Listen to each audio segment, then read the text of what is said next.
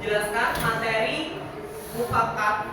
materi musyawarah atau mufakat adalah proses pengambilan keputusan bersama melalui diskusi untuk mencapai kesepakatan yang menguntungkan semua pihak sesuai dengan sila keempat Pancasila. Kalau pengen dengar sila keempat Pancasila itu bunyinya seperti apa? Rakyat dipimpin oleh hikmat bijaksana dalam bermusyawarah dan perwakilan. Nah, bunyinya kerakyatan yang dipimpin oleh hikmat kebijaksanaan dalam permusyawaratan perwakilan. Kemudian penerapannya di sekolah itu ada banyak banget. Penerapan di sekolah bisa dalam pemilihan ketua OSIS, terus pembagian tugas kelompok, atau saat menentukan acara di sekolah atau di kelas, di mana setiap siswa berhak menyampaikan pendapat dan menerima hasil keputusan bersama. Jadi contohnya tadi ada apa aja? Pemilihan ketua OSIS,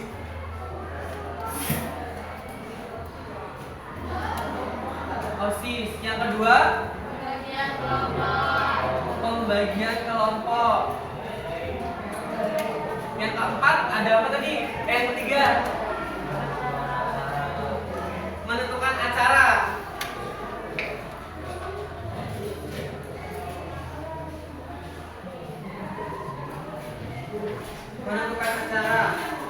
Jadi berdasarkan sila keempat Pancasila itu adalah proses mufakat untuk mengambil keputusan bersama melalui diskusi untuk mencapai kesepakatan bersama. Ya tadi contohnya pemilihan ketua OSIS. Pemilihan ketua OSIS dilaksanakan di mana? Di sekolah. Dan dipilih oleh siapa? Semua siswa ya. Jadi akan ketika sudah dipilih oleh seluruh siswa atau seluruh anggota sekolah, maka akan mencapai keputusan atau kesepakatan bersama.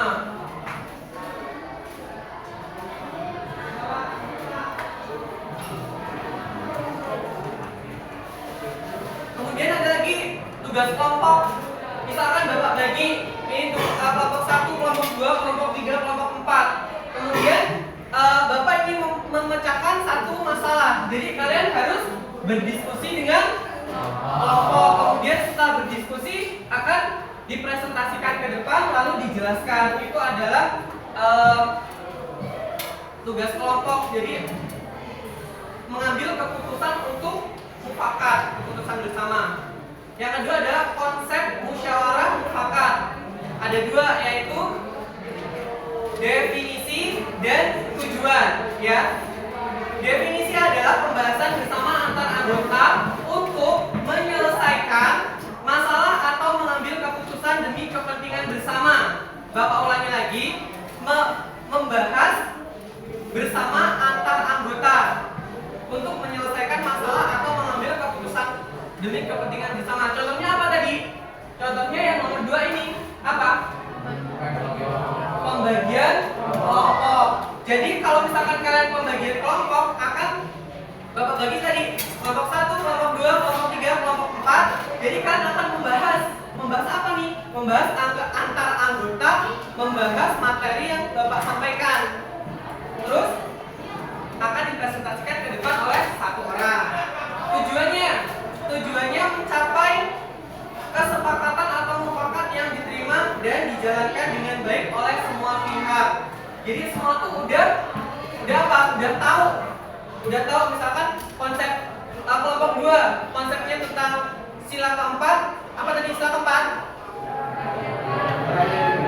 Nah, kerakyatan yang dipimpin oleh hikmat kebijaksanaan dalam permusyawaratan perwakilan, kalian diskusikan dengan kelompok 2. Kemudian habis selesai, tujuannya itu apa? Bisa langsung dipresentasikan ke depan.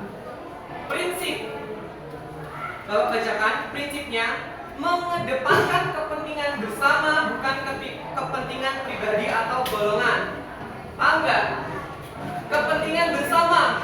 Jadi untuk kepentingan bersama, bukan untuk kepentingan pribadi kalian sendiri. Ya, kalau misalkan kalian buat kelompok, jadi diskusinya itu untuk kepentingan kelompok, kepentingan bersama, bukan kepentingan pribadi. Yang kedua, setiap peserta memiliki hak untuk menyampaikan Jadi nggak boleh kalau misalkan di setiap kelompok itu misalkan dilarang atau menyampaikan pendapat itu nggak boleh. Jadi itu bukan mufakat atau keputusan bersama, ya. Kemudian pendapat yang digunakan harus didengarkan, dihormati, dan dipertimbangkan secara matang. Misalnya, akil kelompok 1 berpendapat tentang ideologi bangsa negara. Jadi semua itu wajib mendengarkan argumen dari akil. Apa argumennya? Itu didengarkan dengan cara sesama, kemudian bisa dipertimbangkan secara matang lagi agar mencapai mufakat. Kemudian menghargai, berpendapat, dan menghindari memaksakan kehendak. Jadi kalian nggak boleh memaksakan kehendak antar kelompok. Selanjutnya, hasil keputusan harus dapat diterima oleh akal sehat dan hati nurani. Jadi kalau misalkan ya kelompok 3 nih udah buat kelompok, semuanya ini 6 orang setuju, tapi 1 yang nggak setuju, berarti dia harus mengikuti keputusan yang banyak, suara terbanyak, ya, dan harus mengikuti aturannya, berhati. Jadi kalau misalkan kamu nggak cocok dengan argumen dari 1 orang dan argumen yang dari 1 orang ini mengumpulkan banyak pendapat, jadi kalian harus mengikuti pendapat yang suaranya lebih banyak. Kemudian jika mufakat tidak tercapai, keputusan bisa diambil melalui voting atau suara terbanyak. Ya tadi yang Bapak jelasin, kalau misalkan mufakat tidak bisa berhasil, jadi kalian mengadakan voting. Voting itu apa, Pak? Voting itu pemilihan terbanyak, suara terbanyak. Jadi kalian di voting tuh gimana misalkan ideologi negara harusnya seperti ini, seperti ini, seperti ini. Siapa yang nggak setuju, siapa yang setuju. Nah, voting siapa yang pemilihan terbanyak berarti dia yang akan diajukan. Kemudian contoh penerapan di sekolah. Contoh penerapan di sekolah tadi sudah Bapak tulis.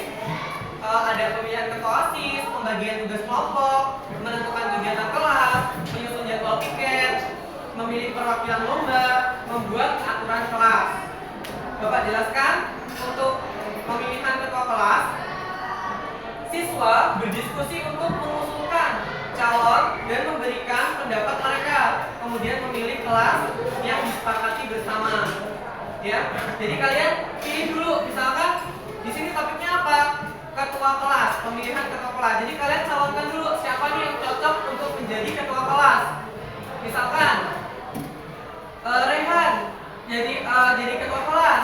Siapa wakilnya? Wakilnya Nacita. Itu ya.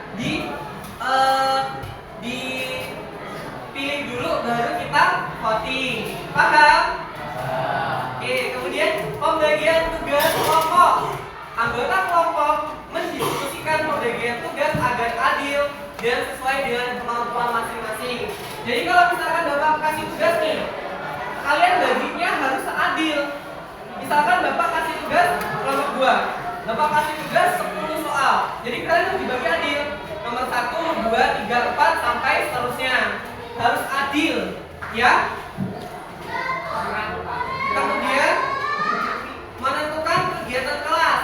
Diskusi untuk merancang acara atau kegiatan kelas seperti kegiatan sosial atau karya wisata dengan mempertimbangkan masukan semua siswa.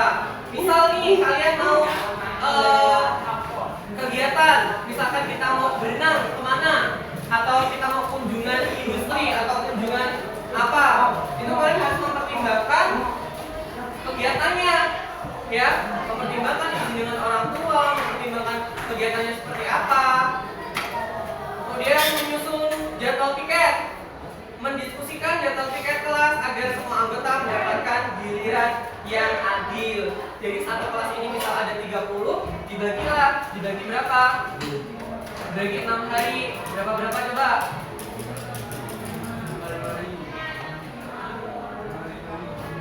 Berapa? Jadi satu harinya ada berapa orang?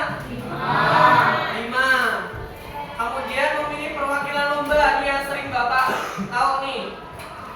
memilih perwakilan lomba, membahas dan memilih siswa yang akan mewakili kelas dalam lomba antar kelas dengan kegiatan lainnya. Jadi kalian kalau memilih perwakilan lomba, jangan mengintimidasi, jangan itu yang sering tugas yang tertugas, jangan seperti itu. Jadi kita ambillah mufakat dari sila keempat. Jadi keputusan bersama siapa nih yang cocok untuk lomba ini, siapa nih yang cocok untuk lomba ini, baru kalian sampaikan. Misalkan Bima yang cocok untuk kegiatan upacara untuk memimpin, seperti itu. Paham? Yang terakhir adalah membuat aturan kelas. Membuat aturan kelas bersama-sama, aturan dan tata tertib kelas agar dipatuhi oleh seluruh siswa. Jadi kalian harus membuat aturan. Aturannya seperti apa? Bareng-bareng berdiskusi. Aturannya apa? Gak boleh memakai sepatu di dalam kelas. Semuanya setuju?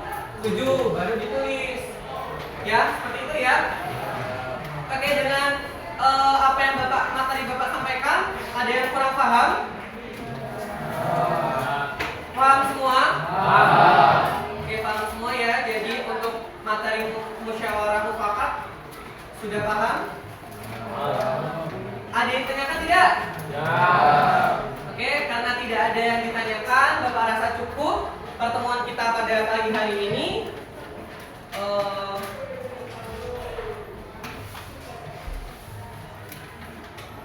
Oke, disiapkan dulu. Kemudian Siap gerak. Gerak mulai. Gerak selesai. Beri salam.